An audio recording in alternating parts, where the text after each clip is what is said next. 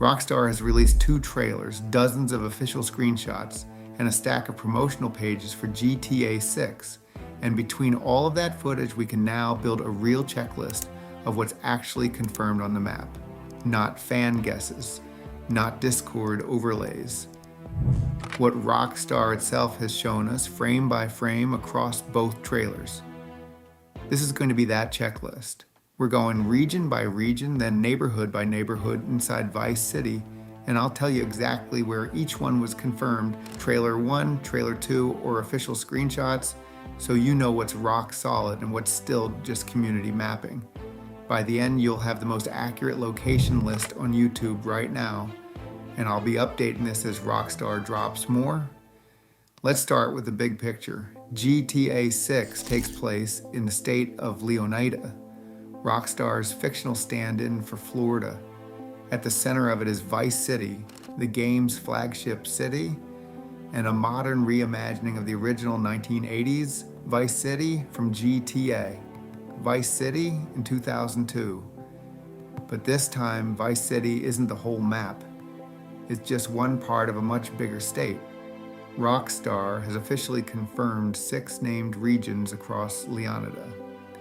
Vice City itself, the Leonida Keys, Grassrivers, Mount Kalaga, Port Gellhorn, and Ambrosia. Every one of these has appeared either directly in trailer footage or in the official screenshot batch Rockstar released. That's the confirmed skeleton of the map. Everything else you've seen in leaked map videos beyond these 6 is community reconstruction, not something Rockstar has actually shown. One more thing before we dig into each region in the constant "how big is the map" debate. You'll see numbers thrown around online, anywhere from 1.5 times the size of GTA 5's map to reportedly much larger once you factor in verticality and interior density. None of those numbers are official. Rockstar has never published a square kilometer or square mile figure for Leonida. So when a video tells you the exact size in miles, that's an estimate, not a confirmation. Keep that in mind as we go, because I'm going to be strict about that distinction the whole video. Confirmed versus estimated. All right, region by region, starting with the crown jewel. Vice City is the beating heart of the map, and it's had the most screen time across both trailers by far. It's Rockstar's modern take on Miami, and it sits inside what the game refers to as Vicedale County, a clear nod to real-world Miami-Dade County. Inside Vice City, Rockstar has confirmed several distinct neighborhoods, and this is where the checklist gets specific. Let's break them down one at a time. Ocean Beach. This is the postcard image of Vice City. The Art Deco strip with pastel hotels, palm-lined promenades, and the beachfront that basically every piece of key art has featured. This was confirmed all the way back in trailer 1, and it's based on Miami Beach's South Beach neighborhood in real life. South Beach.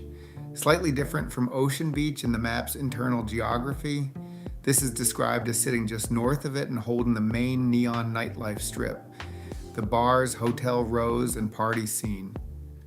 Multiple trailer shots of the glowing beachfront at night come from this district, downtown Vice City. This is the financial core, dense glass towers, elevated highways, the corporate skyline. Rockstar showed sweeping aerial shots of this district in trailer 2, and it's clearly modeled on Miami's Brickell Financial District. Expect this to be a major mission hub given how much attention it got in the fly-through shots. Little Havana, sometimes referred to in coverage as Little Cuba. This neighborhood is based directly on Miami's real Little Havana and leans hard into Cuban American culture. Street vendors, panaderias, and residential blocks with a totally different visual identity from the beachfront districts. This returns conceptually from the original Vice City game and was confirmed in trailer 2. Little Haiti, confirmed through the trailer footage showing Haitian-influenced murals and street culture. This neighborhood is expected to carry a lot of the game's gang and faction storylines, similar to how Little Havana is being framed. Washington Beach, described in official materials as an upscale beachside neighborhood with hotels and residential zones. sitting apart from the louder, more chaotic energy of South Beach. This one showed up in Trailer 2 footage. The Marina district, a quieter, wealthier waterfront area with luxury properties, boats, and jet skis on full display. This is expected to be one of the main points of access for watercraft once you're in the city itself, and it was clearly shown in Trailer 2. Vice City International Airport, the city's main aviation hub, visually modeled on Miami International Airport. This appeared in flyover shots and is a near certainty for early game missions, given how prominently airports have featured in past GTA intros. The VC Port, a working cruise ship and shipping port, shown with container yards and maritime activity. This ties into the game's apparent focus on smuggling and boat-based gameplay. Beyond those, you'll see names floating around like Vice Point, Rock Ridge, and Crosstown in fan wikis and community maps. I want to flag those clearly. Those are not yet confirmed by Rockstar. They're either leak-era names carried over from earlier GTA titles or fan labels applied to unnamed areas in trailer footage. Until Rockstar puts a name to them directly, they go in the unconfirmed pile, not the checklist. Beyond the neighborhoods themselves, Rockstar has also confirmed a handful of specific landmarks inside Vice City that are worth flagging individually, because these are the kind of details that tend to get missed in broader map overviews. The Malibu Club is a returning location pulled straight from the original 2002 Vice City game. Seeing it show up again is a pretty clear signal that Rockstar is leaning into nostalgia for longtime fans while rebuilding the city from the ground up. The Vice City Arena appears in trailer footage as a large sports and entertainment venue, visually modeled on Miami's real-world Kaseya Center. Expect this to be a location for side content or story missions tied to the game's music and entertainment industry threads. 500 Brickell Tower is a skyscraper shown in the downtown flyover shots, based on the real Brickell Financial Towers in Miami. Given how much camera time downtown got in Trailer 2, a landmark building like this is a strong candidate for a heist or infiltration mission later in the game. The Julia Tuttle Causeway shows up as one of the major highways connecting different parts of the city, based on the real causeway of the same name in Miami. If you've played any open world game with a signature bridge or highway, you know these tend to become recurring backdrops for chase sequences. The Tishawaka Flea Market is another confirmed landmark, described in official materials as a bootleg goods market near South Beach. This kind of street-level detail is exactly the sort of thing that made the original Vice City feel lived in, and its return suggests Rockstar wants that same texture at a much larger scale. That's Vice City. Now let's head outside the city limits. South of Vice City, connected by a chain of bridges, are the Leonida Keys, Rockstar's version of the real Florida Keys. This is one of the most story-critical locations on the entire map, because it's confirmed as the starting location for both protagonists, Lucia Caminos and Jason Duval. Their apartment, where the game opens, is shown directly in Trailer 2 footage. The Keys are turquoise water, white sand, tropical foliage, and a series of islands connected by long bridges that have become one of the visual signatures of the whole map. Watercraft is essentially mandatory here. Boats and jet skis are shown as the primary way to move between islands, and there's confirmed underwater content too, including sunken ships and diving sequences. This region has been nicknamed the Gateway to Paradise in Rockstar's own promotional language, and it's a safe bet this is where your first few hours of gameplay take place, given the character introduction ties directly to this location. Grassrivers is Leonida's wetland region, and it's Rockstar's answer to the Florida Everglades. This is where the airboat comes in, an entirely new vehicle class for the series, built specifically because this terrain doesn't work with normal cars. No previous GTA game has featured airboats, which tells you how much weight Rockstar is putting on this region actually playing differently from the city. Trailer footage confirmed alligators as wildlife here, along with dense marsh terrain, rural back roads, and what's being described as hidden criminal operations tucked into the swamp. A strong signal this region ties into the game's smuggling and drug trade storylines. Expect fewer missions built around driving and more built around navigating water and swampland specifically. Mount Kalaga is the highland region of the map. Hills, forest, and higher elevation terrain that stands in contrast to the flat coastal geography everywhere else in Leonida. This is a genuinely new type of environment for the GTA series, which has never really had proper elevation and mountain terrain outside of a few isolated peaks. Confirmed through trailer shots and official screenshots, this region is expected to house rural settlements and small towns, giving the map a rural Americana feel to balance out the neon of Vice City and the swamp of Grassrivers. Port Gellhorn is a coastal town confirmed via official screenshots, separate from the main VC port inside Vice City itself. Less trailer time has gone to this location specifically, but Rockstar's own promotional copy name drops it directly alongside the other 5 confirmed regions, so it's locked in as part of the map even though we don't have a ton of visual detail on it yet. Expect this to be a smaller industrial or fishing town based on its name and coastal positioning. Ambrosia rounds out the 6 confirmed regions. Like Port Gellhorn, it's named directly in Rockstar's official location materials, and community analysis suggests it's likely based on an inland agricultural county in Florida, given the road sign references spotted in trailer footage. This is expected to be one of the more rural, industry-focused parts of the map.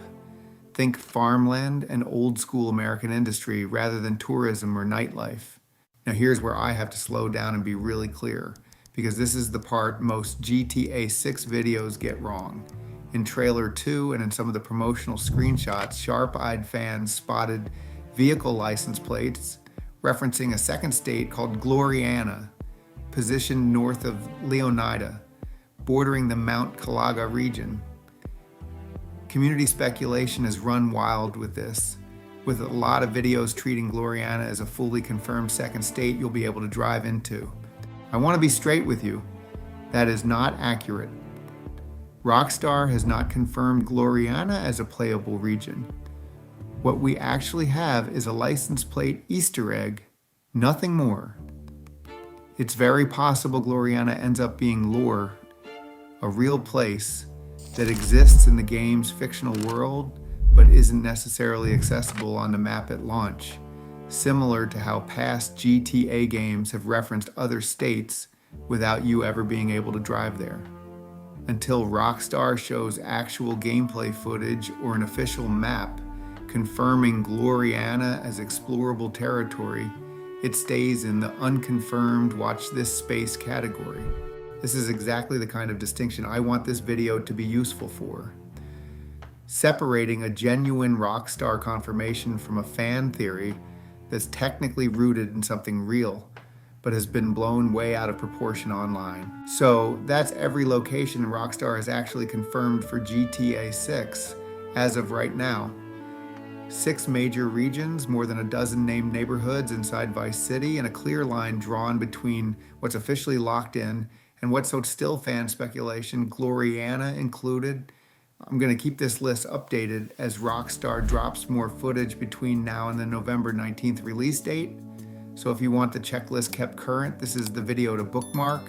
Drop a comment if there's a location you've seen elsewhere that I didn't cover here.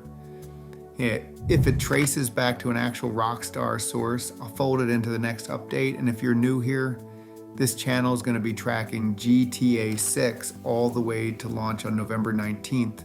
Map updates, trailer breakdowns, and cutting through the leaked channel noise to tell you what's actually confirmed versus what's still a guess. If that's useful to you, you know what to do. Thanks for watching, and I'll see you in the next one.